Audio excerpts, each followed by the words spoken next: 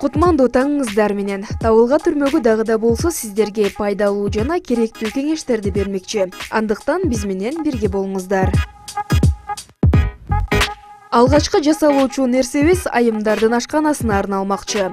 Конок келгенде же өзүңүз өзгөчө идишке мөмө жемиштерди же шириндиктерди салууну кааласаңыз, 2 тегерек тарелка жана айнек идиш керектелет. Термоклейдин жардамында тарелкага айнек идишти жабыштырып, анын үстүндө ушундай абалда клейлеп чыгыңыз.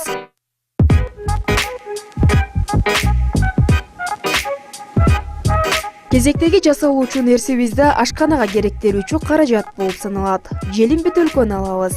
Аны сүйрүү формада бир бетин кыркып, экинчи жагын болсо илгенге ыңгайлуу кылып, өлчөп кыркып чыгабыз. Бул чакан идишке идиш жуугуч каражатты салсаңыз болот. Пляжда көтөрүүчү сумканы колдо жасап көрдүңүз беле? Демек, жасабаган болсоңуз, кадимки майканы аласыз. Сумкаңыздын кооз көрүнүшү үчүн мойнунун алдын кыркып чыгыңыз. Андан соң асты жагын кыска кылып кыркып, тегип коюңуз.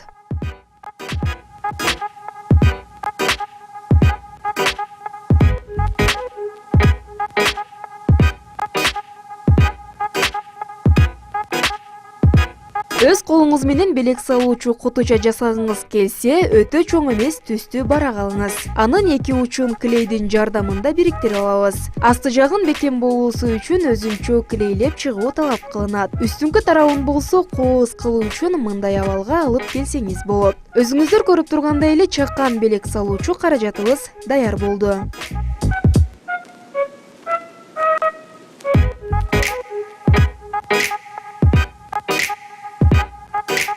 Ал эми айымдарыбыздын цепочкасын же болбосо сөйкөлөрүн сактоо үчүн сонун буюм жасайбыз. Ал үчүн бизге көп деле нерсе талап кылынбайт.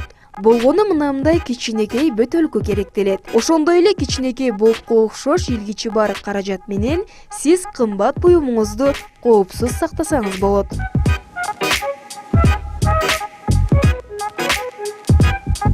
Тоналдык крем коюучу спонжаңызды соданын жардамында таптаза кылып алсаңыз болот. Үнөмдүү жана жеңил жашоо кимге гана жакпасын. Кадырман көрөрмандар, булардын баары бир гана сиздер үчүн. Табылга түрмөгү ар убак сиздердин сарамжал болууңуздарга жардам берет.